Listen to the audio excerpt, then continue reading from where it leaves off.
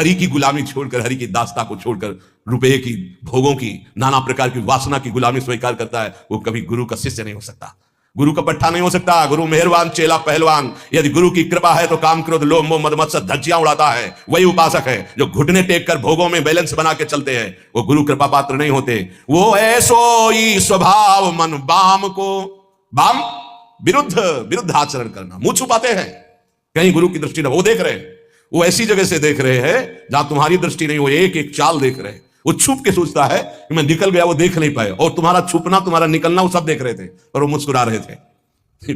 बेटा, ये तुम अपने आप को फंसा रहे हो, कहीं और कोई छल कपट नहीं कर रहे, अपने आप का नाश कर रहे हो। अगर तुम इस तरह से अपने जीवन को व्यतीत करने को ठाना था तो ये कंठी और तिलक, ये भगवत मार्ग क्यों स्वीकार किया था? खूब संसार में राग रंग में मगन कौन किसको देखता है?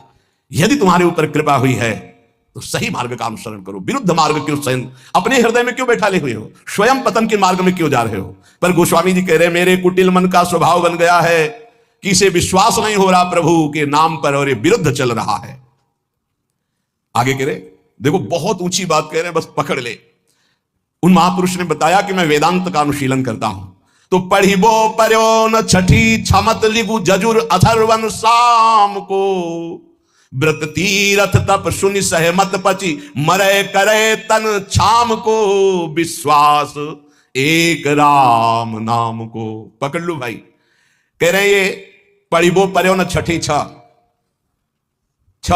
न्याय शास्त्र, वैशेषिक, सांख्य, योग, मीमांसा, वेदांत, ये छह, और ऋग यजुर अथर्वन साम, ऋग्वेद, यजुर्वेद, अथर्वेद, सामवेद, ये चार वेद। बोले मेरे छठी में भी नहीं रखा गया इनको, मैं वो अनन्य निष्ठ नाम का हूं। अब भाव दूसरा इसका लीजिए कि जो चारों वेदों को कंठस्थ किए हैं और छह न्याय, वैशेषिक, सांख्य, योग, मीमांसा, वेदांत का संपूर्ण ज्ञानी है, लेकिन वो नाम जप नहीं करता है। बस ये बात हमने देखी, ये देखी है, इसी में चले हैं। नाम जप नहीं करता और व्रत भी करता है, तीर्थ भी स्नान करता है, तपस्या भी करता है, तो सुनि सहमत पच मरे करे तन छाम को। पच पच के मर जाए तो भी वो अपने मन को भगवदाकार नहीं कर सकता, ये पक्का। भाई शायद है आप लोगों में कोई ऐसा हो जो इनमें प्रवेश पाए हो, ऋग्वेद, सामवेद, अथर्वेद, यजुर्वेद, या न्याय शास्त्र, वैशेषिक शास्त्र, सांख्य शास्त्र, योग शास्त्र, मीमांसा शास्त्र, वेदांत शास्त्र।